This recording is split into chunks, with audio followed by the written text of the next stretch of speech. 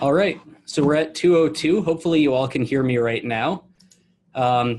If you can't, send a message in the chat and we'll get that sorted out right away. I want to thank you all for joining the webinar today and for making time in your day to come learn about deep tech with me. So as a little bit of background, my name is Josh Siegel. I'm an assistant professor at Michigan State University in computer science and engineering. I've worked with MIT Bootcamps for a number of years now, developing different programs. And so this webinar today that you're tuned in for will have me describing deep technology, some of the enabling technologies, key innovations and application areas that we consider to be deep technology. And at the end, we'll get into a little bit more about what the deep tech program at MIT Bootcamps is going to be like in Cambridge in June. So again, just to point out, we do have a question panel here, so you can ask questions throughout. I'll be trying to check in. If I'm gazing off sideways, it's because I'm checking in on that panel, just to see if there's anything that pops up in real time. If not, we're gonna leave time for questions at the end, and we'll try to get to as many of those as we possibly can. So we'll start with a little bit of an agenda for today and what you can expect over the next 45 minutes to an hour. And we'll start with a little bit of my background. So what's my expertise? What do I know about deep technology and the constituent technologies? We'll define deep tech. A lot of you have probably heard the term deep tech or deep technology used by venture capitalists primarily. So let's try and put some structure around that and make sure we're all thinking about the same thing. We'll look at deep tech enablers, so what makes technology and deep tech possible today. We'll look at a couple different application areas, so things like IoT, AI, self-driving cars. And then we'll get into the description of boot camps, conclude, and have time for a couple different questions here. Okay, so my own background, like I said, I'm an assistant professor at Michigan State in computer science and engineering. My research focuses on using the Internet of Things and making the Internet of Things more secure and efficient. So how do we put devices online in a way such that their battery lives are sufficiently long that you don't need to replace batteries all the time, or that you can put critical infrastructure online like utilities, smart grid, and not worry about them being hacked too much. Before coming to MSU and joining CSE, up until January 1st of this year, actually, I had been a research scientist at MIT. And prior to that, I'd done my bachelor's, master's, and PhD, all in MIT mechanical engineering, working under the guidance of Professor Sanjay Sarma, who some of you may know. So my work there was on IoT, cybersecurity, pervasive sensing, and connected vehicles. So I do have hands-on expertise with a lot of the technologies that we'll talk about today. I've also founded a number of companies. The two most recent ones are Carnot and Data Driven. Carnot, for you mechanical engineers in the room, is a little bit of a play on the thermodynamic cycle, the Carnot cycle. But we also built open source hardware to let you connect your vehicle to the internet so that you could do things like predict when it was going to break down, remotely lock and unlock doors, track where your vehicles are going, monitor fuel economy, and so on. More recently, I worked on a company called Data Driven, and Data Driven is like Shazam for cars. So many of you have probably worked with Shazam. It's an application that listens to the radio and tells you what song is playing. And I do the same thing for vehicles. So I listen to cars, I can tell you when to replace the air filter, when to change the engine oil, when your tires need air, and so on. And that was prior to coming to MSU, but very much aligned with the research that I've done. And of course, I'm involved with MIT Bootcamps and a couple of programs that I direct myself called IoT Bootcamps. I've organized the IoT Bootcamp for MIT. I organized a couple different professional programs through MIT and independently. And so that's the context that I bring to this, right? So I've got the education element, I've got the entrepreneurial element, and I've got the research element here as well. So we'll start by defining deep technology because, as I said, a lot of you have probably seen the term before and nobody ever really defines it. Right? You might have seen it in the context of a TV show like Shark Tank, or you might have seen it if you were browsing venture capital firm websites. Everyone kind of throws it about, but nobody really agrees on what it is. And so I'm going to try and put a little bit of structure behind that and give you a sense of my own definition of deep technology and how we think about it, both at MIT and at Michigan State University as well.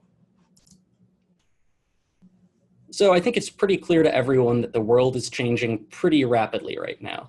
right? I mean, we have new capabilities at our fingertips, but we also have new problems that are growing.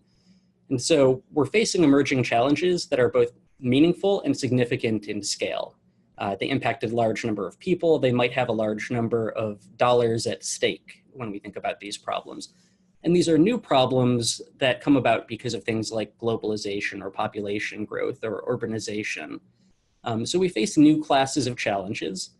And we also, to some extent, have to acknowledge that solutions within a silo have been pushed to the limit, right? So if we're innovating in mechanical engineering and only mechanical engineering, that's a well-researched field. We've gotten pretty far along with it, but improvements that we see are not quite as revolutionary as they once were. And so in order to solve these pressing problems, we need to think about solutions that work across silos, that work across disciplines, right? And so the assertion here is that the world is changing rapidly, and we have solutions that are feasible only because we become faithful to the problem rather than the discipline. And so that's a core tenet of deep technology. We're not thinking in silos. We're not thinking in, I'm a mechanical engineer, I'm an electrical engineer, I'm a software engineer, I'm in medicine. We actually have to look at innovations across these silos and think about how can we apply things holistically to solve these problems in a way that we haven't been able to before. And so the opportunity behind deep technology is to think about problems that are meaningful, right? So things that actually impact real people, things that are significant. So there's a lot at stake if we can solve them effectively, and things that are frankly barely feasible, things that last year or 2 years ago we wouldn't have been able to do. But now, thanks to the new technology available to us or our new way of thinking about old technology, we can come up with solutions to these problems. So that's kind of the motivation. So deep technology really builds upon technical discovery and convergent innovation. This concept that we have new ideas and that we can apply things across disciplines in a way we haven't been able to before. But also it requires intellectual capital and specialized skill in order to implement. So intellectual capital, that's thinking about how does your company work within itself? How does it work with other people? What technology do we have available to us? What resources do we have? I don't know about the recording being shared. I believe it will be. I think it's going to be posted online. But what resources do we have at our disposal to grow these capabilities, right? And also things like structural capital. Do we have a framework in place so that we can not only innovate, but bring these things to market? And so just as a little bit of an example, in framing this problem, right, we know it's meaningful, feasible, and significant, but it requires this intellectual capital. And so that's why something like Uber's core business model of ride sharing is not deep technology. Right? That's a new way of thinking about a problem that we could have solved years ago. It's not a disruptive technology. But Uber's research into autonomous vehicles, that is deep technology because that's changing how we use cars and changing how we see transportation writ large. So those of you who did a little bit of sleuthing beforehand probably found some of these definitions for deep technology. Like I said, they're primarily things that you'll find if you're looking for investment and you find a firm that says they invest in deep technology. Sometimes they're looking for a particular thing. Sometimes they say we're looking for deep technology as a way of being dismissive to certain ideas that they don't think are quite hard enough.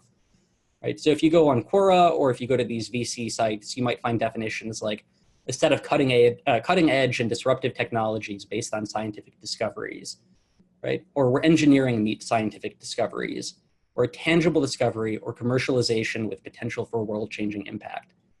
So I think that those kind of get to the point of what deep technology is, but they're not exactly what I have in mind when I think of deep tech.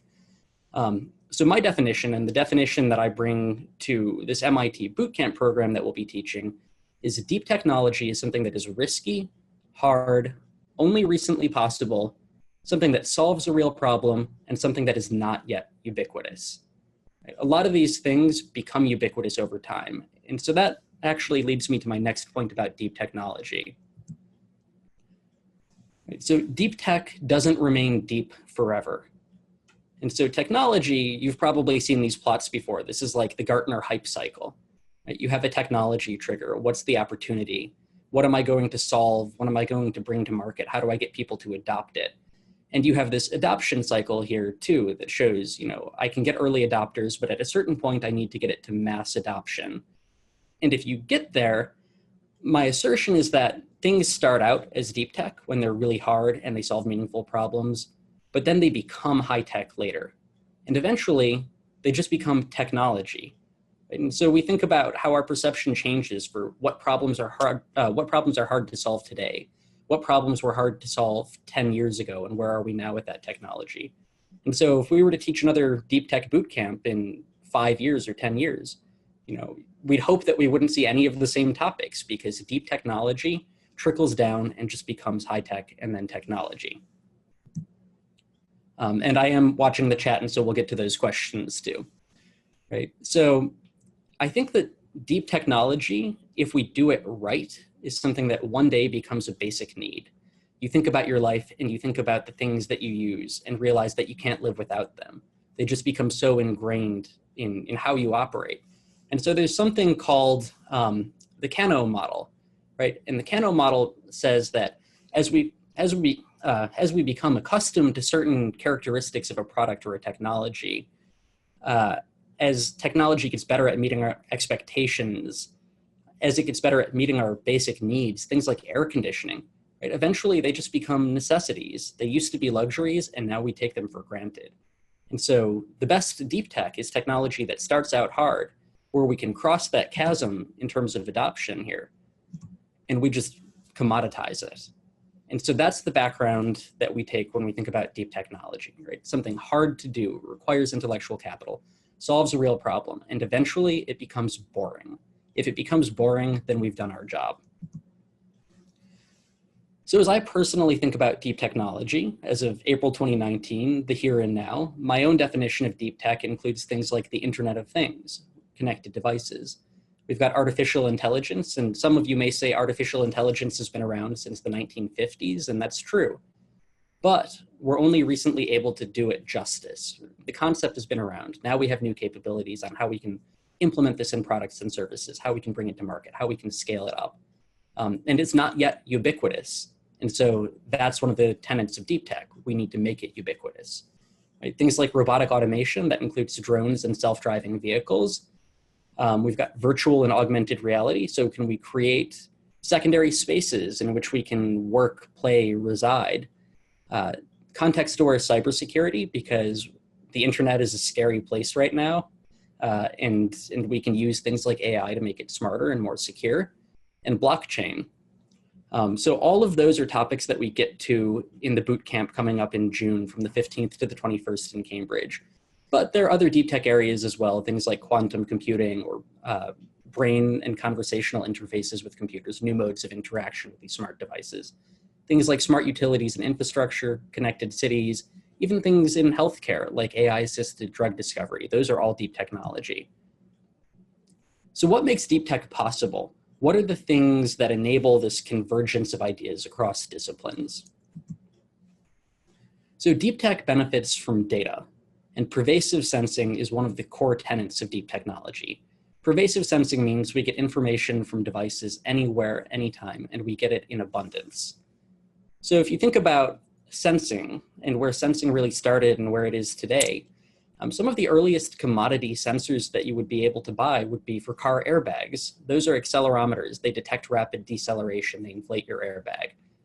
That began to commoditize the hardware that then we could put into things like the Nintendo Wii. So we had game controllers that used what are called MEMS, micro-electromechanical systems, to sense acceleration and rotation. Now, if you look at your cell phone, you probably have 30 to 40 different types of sensing within it. You've got acceleration, you've got rotation, you've got audio, you have light sensors, you have compasses and magnetic field sensors in there. So pervasive sensing is a key enabler.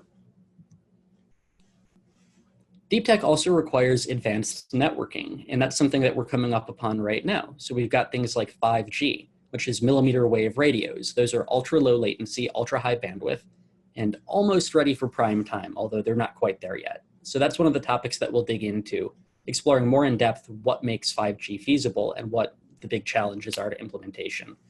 We've got things like low power wide area networks as well. So things like LoRa and Sigfox. You can have a 10-year battery life on a device now, but you can only send 10 bits per second.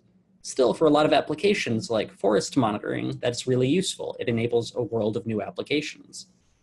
And things like ubiquitous and point-to-point connectivity, like Bluetooth Low Energy or Bluetooth 5.0.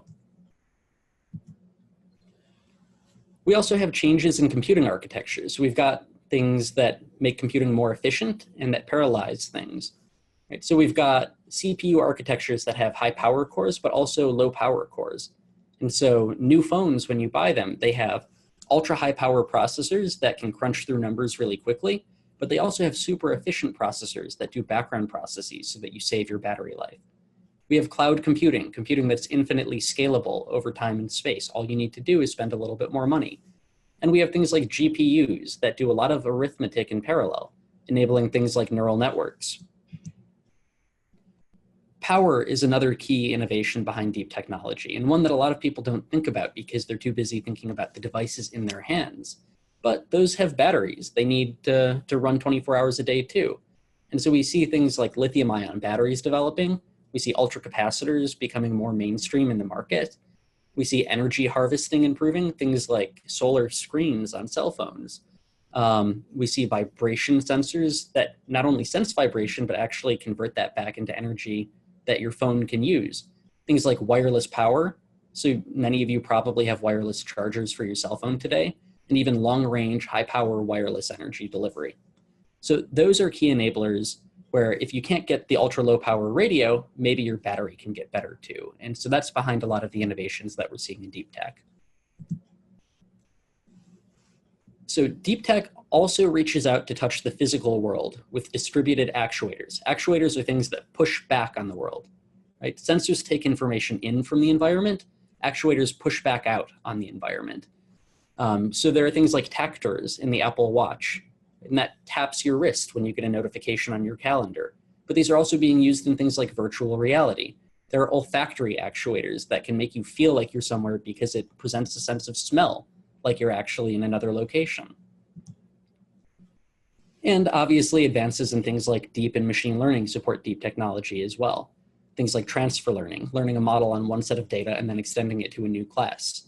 Reinforcement learning, where algorithms learn by trying to optimize an objective function, and Google's DeepMind has trained machines how to walk using this. Or things like adversarial networks that generate photorealistic data synthetically. So this image on the right-hand side is from NVIDIA research. They captured a particular image and then they were able to change the weather on it using adversarial neural networks that pit computer against computer to come up with synthetic data that can fool a human. Right, so what are examples of deep technology in a little bit more depth? Those are the enablers. What can we do if we put those pieces into place? So this is basically the list I talked about earlier: IoT, AI, automation, VR and AR, cybersecurity, and blockchain. And this is going to come kind of fast and furious, and that's the way that the boot camps are taught as well. Those focus a little bit more on the technical depth, but the pace is just as quick. We go through about 3 semesters of college courses in the span of 6 days. Right, so IoT, right, the Internet of Things. You've probably heard the term. You probably are familiar with the fact that devices have long been connected to one another, usually point to point, where you have something like a Fitbit talking to your cell phone. But more recently, we see that devices are forming larger networks, right? And not only do they form larger networks, but they're able to form extensible development platforms, where suddenly I can take data from my car and have it talk to my smart home, and have my home tell my office that I'm going to be late to work because I didn't get out of bed early enough. And so we see IoT is really building towards something like this, where everything is connected all of the time. And it's just very pervasive. And so IoT is a little bit different than machine to machine. What makes IoT different is the fact that we have a confluence of 4 technologies underpinning it. We've got sensing, so we can generate data from devices and services. We have connectivity to move information where it's most useful. We have inference, which turns signals into intelligence so we can understand what's really going on in our data. And we have action so that we can close the loop and we can have meaningful output. Right? So these advances in sensing, connectivity, inference, and action pair up with, similar to deep tech, sensing, processing, and connectivity to let us generate massive amounts of data. So 90% of all data in human history were generated in the past 2 years. And so IoT is just the series of devices and services that connect to one another intelligently, and they can sense, infer, and act, and do so at scale. So there's obviously a lot of value at stake here when you have so much information and you've got billions of connected devices. As of 2015, there were 16 billion connected devices. By 2035, the projections are much higher, especially when you consider that the definition of IoT continues to grow as more and more edge devices join the internet. So there's a lot at stake here, right? IoT is transforming industries already, but it's not quite ubiquitous yet. So some of you have probably rented cars at an airport before, and the process is painful. You have to go to the check-in counter, they scan your license, they have to go find the key, they have to go get the car. It takes forever.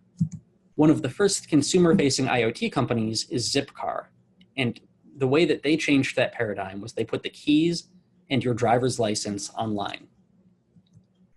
They also, in that same way, allowed you to distribute your infrastructure, your capital assets, because no longer did you need to park cars at the airport, you could just leave them on the street.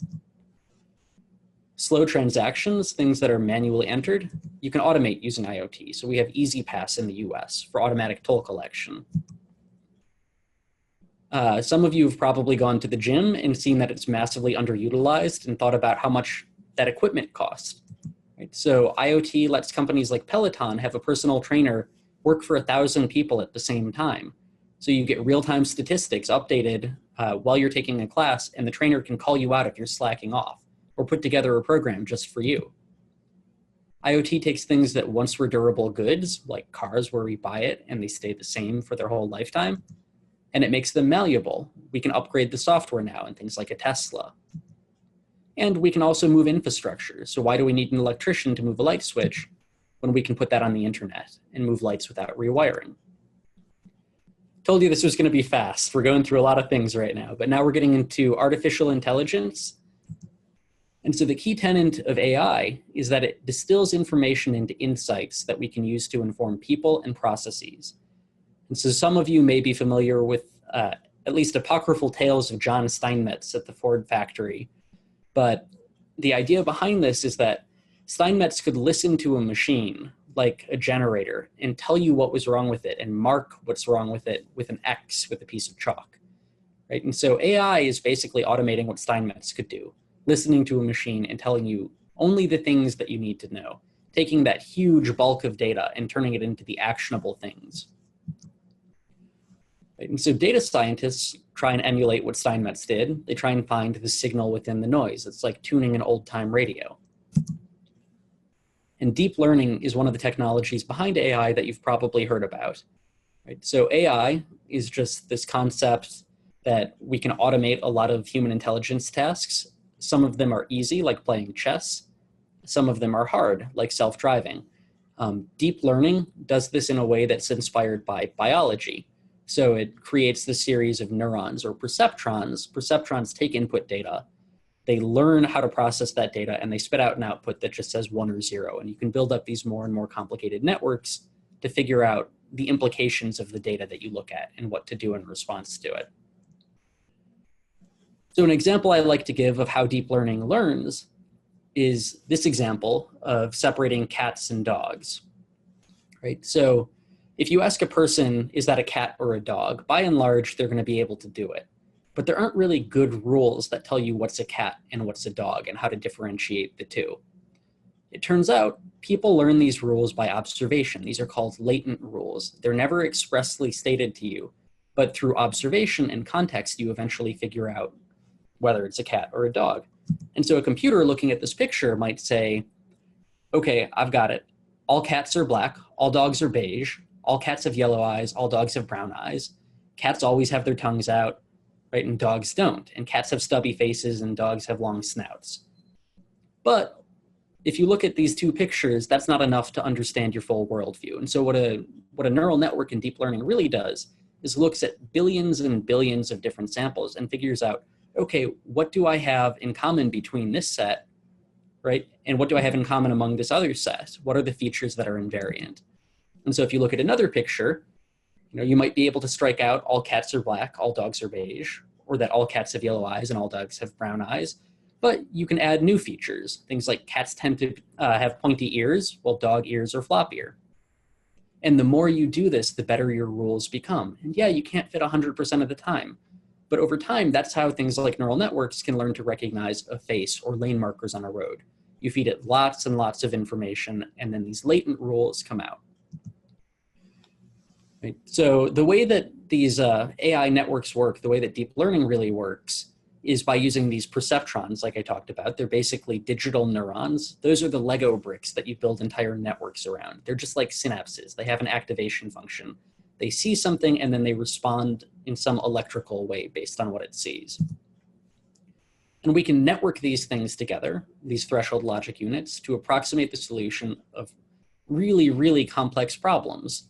So learning to play chess, like I said, that's easy. The rules are formal. We can write those down. You don't need deep learning for that. But learning how to drive, we do that through observation. Learning how to hold a polite conversation, we do that by understanding latent observations of protocols for engagement with people. And so that's all deep learning is. It's a way of observing, internalizing, and reacting to the environment. But it is important to learn that computers are really good at remembering things and not reasoning things. And so that's one of the big gaps that we're now innovating upon that makes AI deep tech as opposed to high tech, because AI has been around a really long time and it can remember, but now we're building towards reasoning with these new technologies, with this enhanced computation. And just a little bit of technical background, the way that AI learns, the way that it looks at thousands of pictures of cats and dogs and figures out which is a cat and which is a dog, is by something called backpropagation. So we feed these neural networks data. The data are what we call labeled. Every picture has an associated cat or dog marker with it. And then we do something called backpropagation that looks at the measurement of error between your guess on the prediction and the actual ground truth, what that label said. And over time, you do that 1 billion times with a complicated enough network, then your network actually learns what a cat and a dog is. It can't tell you how it does it, but it can do it reliably. So what about automation? What are the opportunities here? Well, many of you probably spend a lot of time stuck in traffic. I know I'm in the car 2 hours every day commuting to work. So if we have things like self-driving cars, we can get that time back. There's also the potential to save lives, right? So there's economic impact, there's time impact, there's also social impact. Annually, 1.3 million people die in car accidents, but automated vehicles can respond better to accidents and either avoid them altogether or mitigate the consequences of them. But I do want to point out, just because it's a little pet peeve of mine, that these cars are automated. They're not autonomous, right? Autonomy means free will. And so if you had a truly autonomous car, it would look something like this. You get in, you ask the car to take you to work, and the car says, I'm going to the beach today. So just for semantics sake, if you're talking to researchers who work in this area, you want an automated vehicle, not an autonomous vehicle. So this automation can improve transportation safety and efficiency. We've already got it in cars today. We've got things called ADAS, automated driver assistance systems. They're good at making sure that you don't crash into cars in your blind spot, that you don't rear end another vehicle, and they help you with parking too. When we think about automation, there are obviously different degrees of it, just like there are new drivers who are still figuring out how to parallel park, and then there are the pros who could do it almost literally with their eyes closed. And so, at least in the US, and actually this is more of a global thing, we have definitions for different levels of automation provided by the Society of Automotive Engineers. So level 0 is like your typical car on the road 20 years ago. The driver does everything. Level 1 supports one critical function. So it could be lateral control, that's steering, so it'll switch lanes for you automatically, or keep you in the same lane based on a vision system. Or it could be longitudinal control, things like velocity assistance for your vehicle, adaptive cruise control, automated braking. Level 2 does both of those things. So it supervises both steering and velocity at the same time. And then level 3 drives itself, but it makes human handoffs, right? So it says, I'm in way over my head here. I don't know what's happening at that roundabout. Take over the wheel. But it gives you some time to respond. And so one could argue that there's a little bit, well, we're basically at level 2 in the market today, but some companies will tell you that they're at level 3, and I'm not going to name them specifically. But in practice, we really are closer to level 2 than 3, right? And so level 1 to 3 is what we call shared control. So it's kind of like a human riding a horse. The human at the end of the day has responsibility for it, but the horse is going to try not to jump off cliffs, assuming it knows about them. Level 4 is where we start getting into full autonomy. And so this car can drive itself completely and never needs a human handoff, except it needs to be under a particular set of circumstances. So it could be on roads that are mapped out. We call that geofencing. It's a particular location. It could be under certain weather. It only does it if it's sunny. There may be other constraints as well. Maybe it's only 2 hours a day that it works, but level 4 will never need a human handoff, assuming that you follow the conditions for it. And level 5, there are no restrictions on it. And so this is the end goal. And there's a lot of debate in the automated vehicle community about whether or not we should focus on things like level 3, or if we should just jump to level 5, because it actually turns out the human handoff part is one of the hardest parts to automate. People take almost a minute to re-engage if they're not paying attention. So if they're sleeping or reading a book, you need to know a minute before you're going to hand off control that you're going to hand it off, and then inform that user that they need to take over. So many companies are saying level 3 is something we shouldn't even be trying to do, and we should go straight to level 5. And so that's what companies like Waymo are trying to do. And just so that you're aware of the technologies that these cars use, self-driving typically is dominated by 6 sensors. So we've got cameras, that's for vision systems, things like lane finding. LiDAR, that's for measuring the physical environment around it. So am I going to rear end that car? Sonar for low speed things like parking. Radar for things like adaptive cruise control. Inertial measurement units, that's to improve your state estimate so that you know exactly where you are within the lane. And then things like encoders for odometry, so you can measure how far your wheels have turned. And so all of these things fuse together to give really good estimates of what your vehicle is doing, but also what the environment is like around it.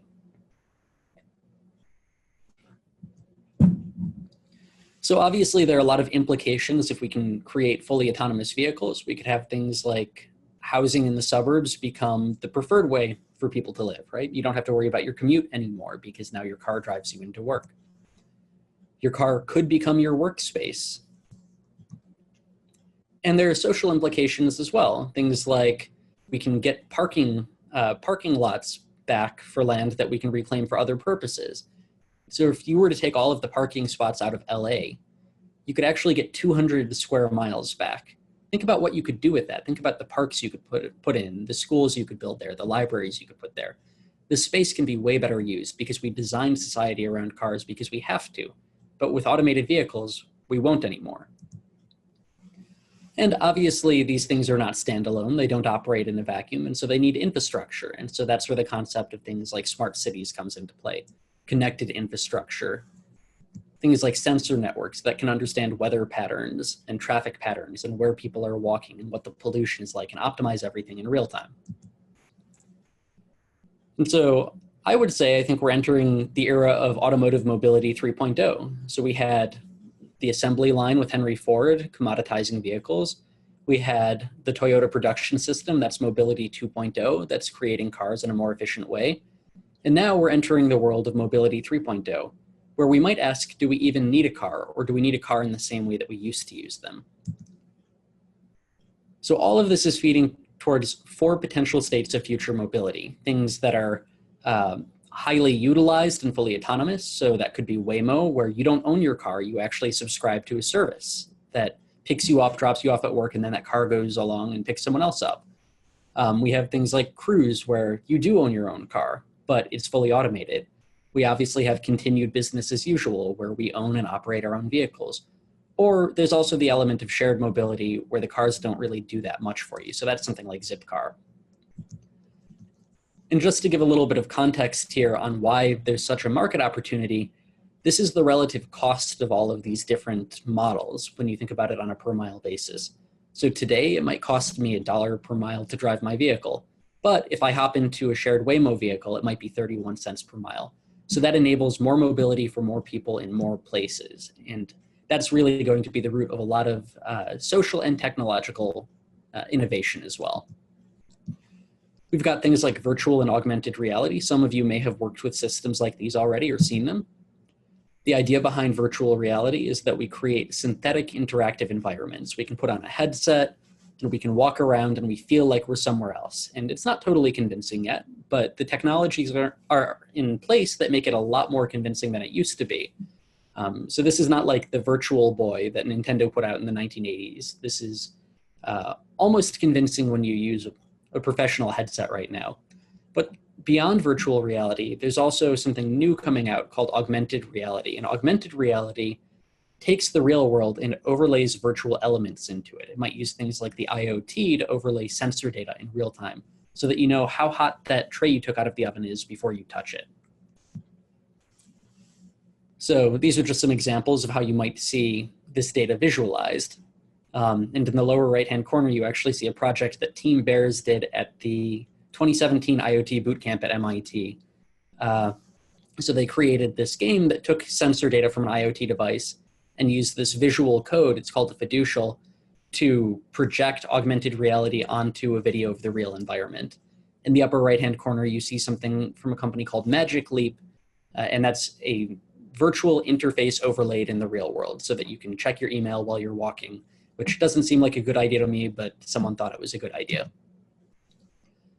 And it's actually becoming commoditized even today. So many of you have probably played Pokemon Go or seen someone playing it. And so this is augmented reality being widely deployed. It goes to show that cell phones today can actually implement this technology that would have been impossible only 5 years ago.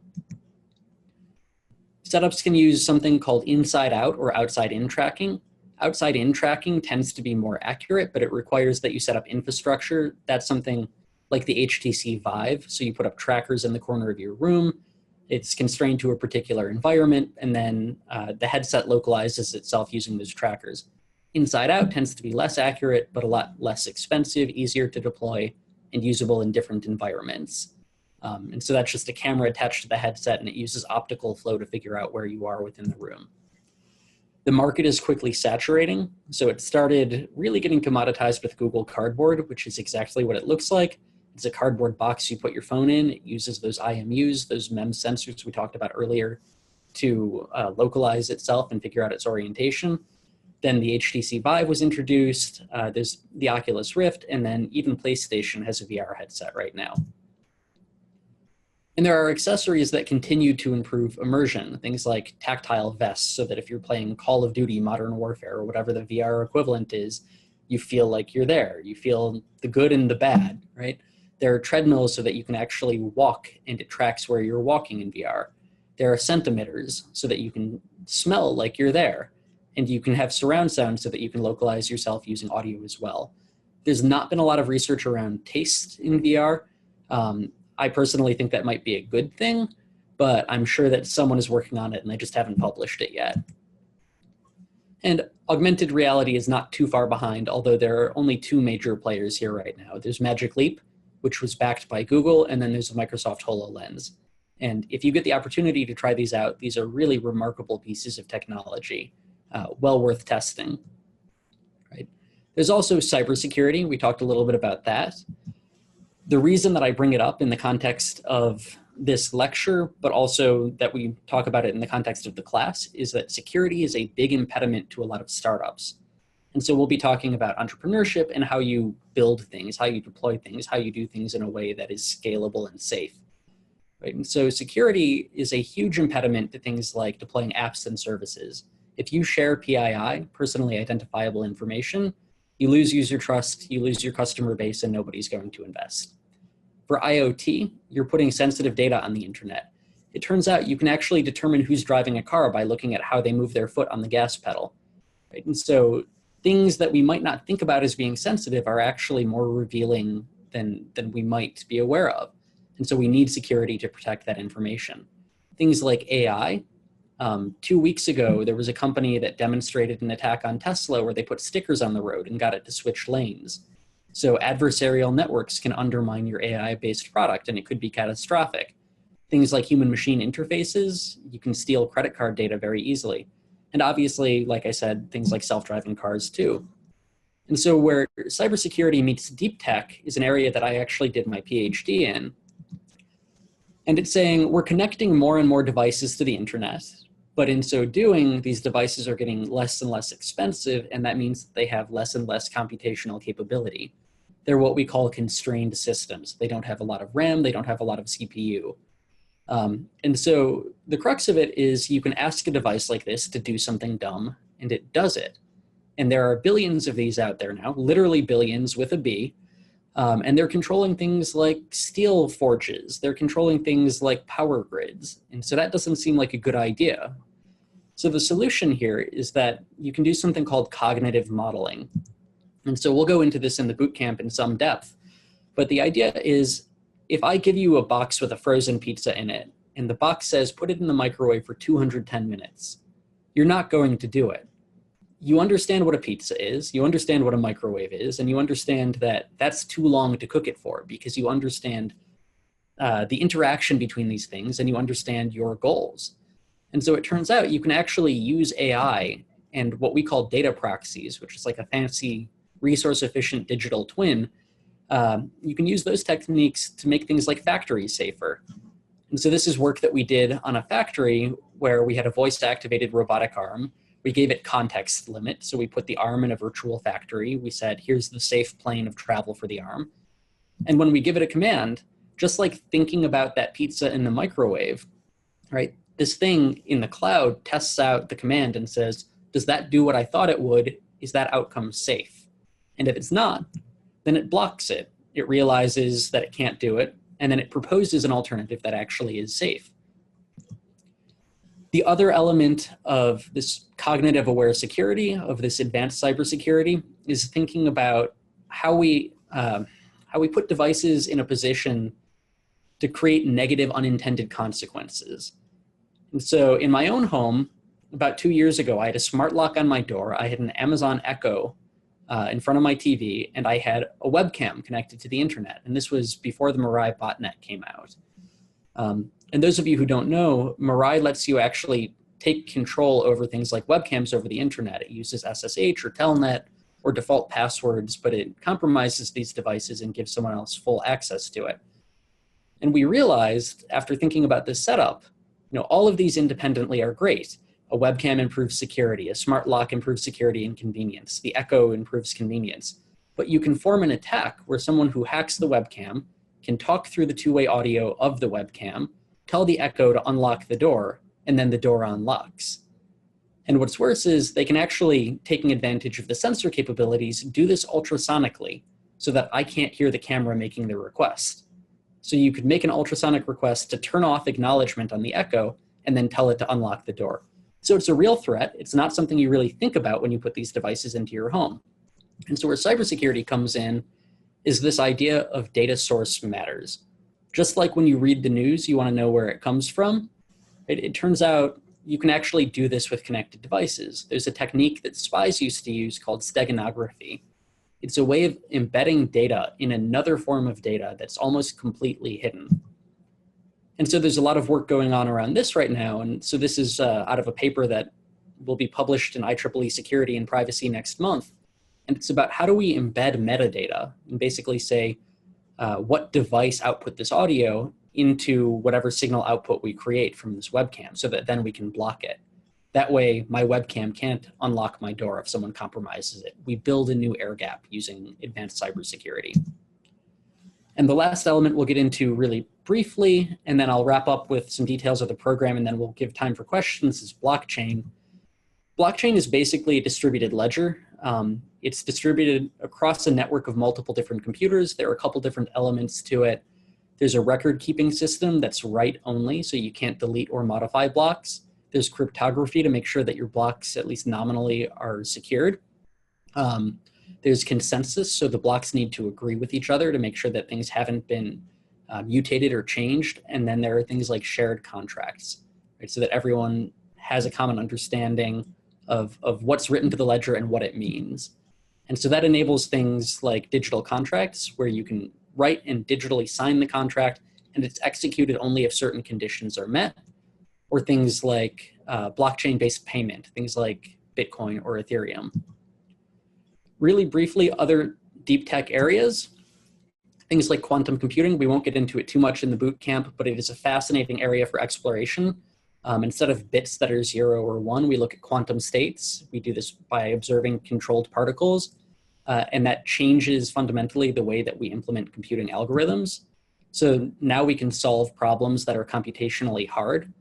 There are a couple different problem classes in typical algorithms. P, problems that a conventional computer solves quickly, or NP, where solving is slow but verification is easy. Quantum computing has the potential to make P equals NP, where we can actually solve these almost impossible problems very rapidly. But there are a suite of challenges around it, like does that undermine the blockchain that relies on computing being hard? There's probabilistic computing. So instead of bits being 0 or 1, there's a probability that a bit is 1. And so this is much faster, but it also intentionally introduces noise into computing and makes neural networks learn from noisy data, which actually makes them stronger. From those two advances and rapidly parallelizing things like GPUs, we see computational intelligence accelerating and approaching the human brain's capabilities. So we're building towards something like the singularity, where computers eventually will have superhuman intelligence and creativity. Right? And to interact with these things, we need new interfaces. So that's where we have conversational interfaces. So that's your Amazon Echo, your Google Home, but also brain interfaces. And so this is research out of the lab that I was formerly a part of. This is by Alex Ermengol-Erpy out of Sanjay Sarma's group. And with this, he could look at different cover art for movies in VR, and without using eye tracking, could figure out which one you were looking at and then open up the right video. It actually uses the brain response to a very fast flickering light. It's super cool. But that's how we're going to have to interface with these new super advanced computers. So what are we going to cover in the bootcamp proper? We're going to cover a lot of different technologies. We'll cover all the ones that I talked about, but also several more. The goal is not that you're going to be an expert in all of them. It's going to be that you have an awareness of the technologies and trends in deep tech. We'll expose you to literally dozens of different topics, and then you can, on your own time during the program, dig deeply into the areas with hands-on labs. And you will have a team project that's an opportunity for you to become a subject matter expert. So as a tentative topic list, this will give you a sense of what to expect. We've got radical innovation, IoT, networking platforms, sensing and actuators, AI, machine learning, cybersecurity, blockchain, RFID, automated vehicles, virtual reality. In terms of labs, you'll learn about breadboarding, Arduino, Raspberry Pi, sensors, actuators, plotting data, building a blockchain. You will implement your own self-driving vehicle as part of a team, and you'll build a VR application. And while you're doing this, you won't be sleeping. You will also be working on a team project.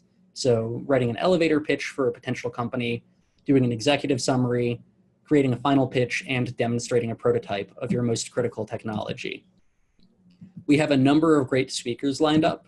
So Sanjay Sarma will be joining us throughout the program. So he's a professor of mechanical engineering at MIT. He's also vice president for open learning.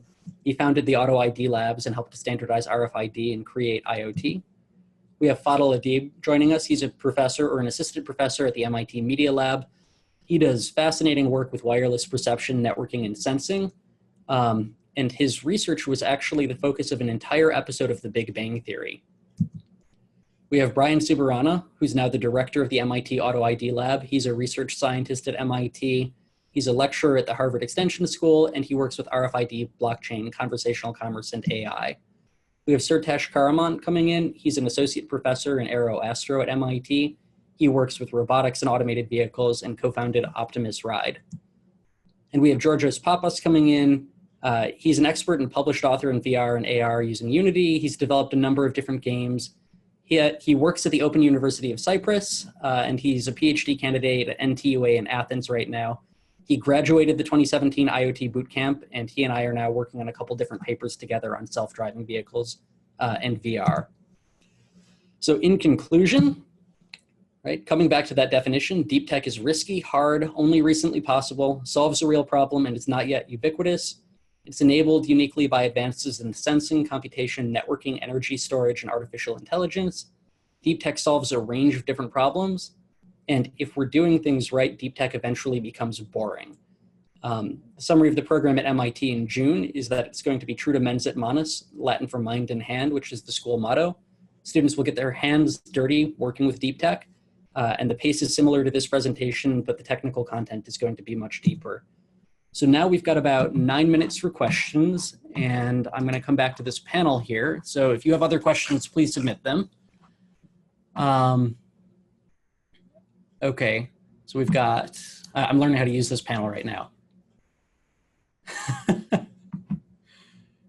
Okay, what kind of projects can we expect at the bootcamp? You will work with a team of approximately 8 people, and you will develop an elevator pitch, a business plan, an executive summary, and you'll implement a technical prototype for the most critical module of some deep technology using a kit of parts we provide. Let's see what else we have here. Recommended materials to read beforehand. We assume that you have a little bit of familiarity with basic programming concepts. And so that would be understanding what a function is, what a variable is, very simply how to use a breadboard. It doesn't need to be that complicated. We assume that we need to provide a lot of context, and everyone comes with their own unique background, and that makes the teams really special and work really well together. So if you are familiar with the fundamentals, you don't need much more information than that, but you will need a laptop running Linux, Windows, or Mac OS with admin privileges. Okay, so questions about the logistics of applying to the bootcamp are probably best for the website, emailing it there. Man, too many questions. Okay, so how many people are attending? I think the program is going to be somewhere on the order of 80 to 90. We have a lot of questions about sustainability, the environment, and environmental threats using deep tech. Those are wonderful application areas for deep technology. There's a lot of potential there. For example, I know that low power wide area networks are being used in forests in Colombia so that they can detect loggers and minimize disruption from logging. So you can deploy those things from drones, you can get your 10-year battery life on there and share a lot of rich data about what's going on in a forest. That's just one opportunity. You know, this program really looks more at what are the enablers, and we want you to bring your own problems to it so that we can solve them together. We will pick teams for you in the program. Can anyone join the bootcamp? There's an application process. There is a quiz that you need to take. I don't know if you'll be able to connect with other students beforehand. You won't know your teams until you're there. You can pursue an idea on your own, but it's best if you work with your team to come up with an idea that everyone is equally interested and disinterested in, because otherwise the dynamics get a little bit complicated if you're really deeply passionate about something. And it also gets really complicated from an IP side. Who owns the patents if you all work on it together, right? So generally we encourage people not to come there saying this is the problem that I'm specifically going to solve, and instead come with an open mind, learn the process, and then reapply later on their own. I don't think we're going to offer this same course again in 2019. The presentation and the slides will be posted. What else do we have? How can you specialize in deep tech in an academic context? That is a fascinating question, and one that my own students struggle with a little bit.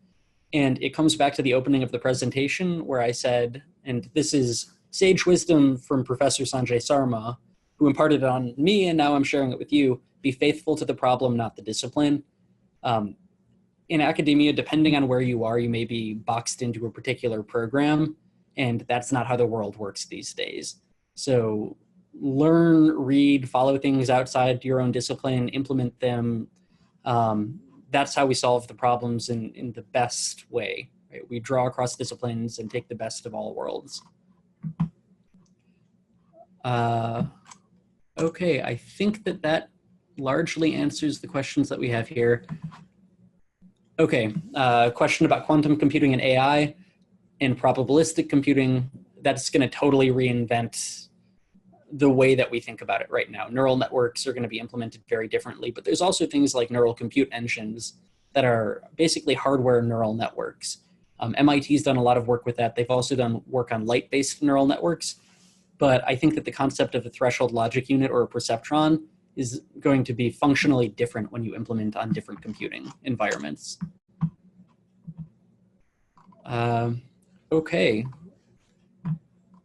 what else do I have in the list? I think we got that one.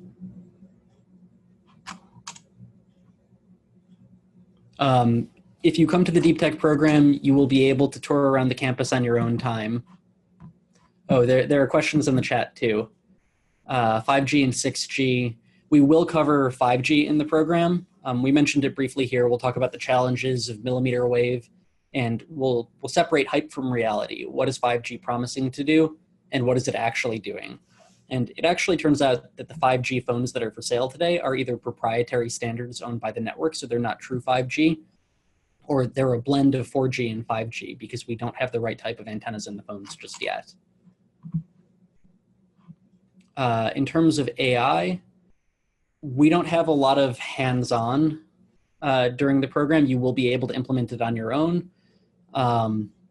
We generally work with TensorFlow and Keras if we do that.